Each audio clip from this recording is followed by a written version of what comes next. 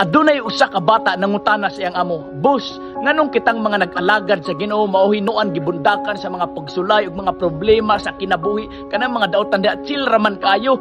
Wala siya gitubag sa iyang amo, kundili nagkuha kini og pusil unya gipauban niyang bata gidala paingon didto sa bukid.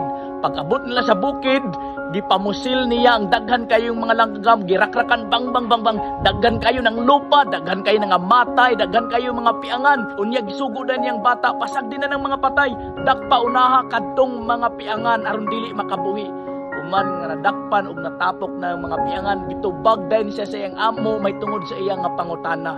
Kanang mga patay na sa pag-alaga, dili na nafokusan ni Satanas. Ang iyang targeton kadtong mga piangan ug mga nag-struggle sa pag-alagad sama nimo ug nako aron nga dili makaangkon sa kinabuhing walay katapusan nga giandam ni Ginoong Hesus. Once nga moserbisyo ka sa Ginoo timan kalaban na ka ni Satanas.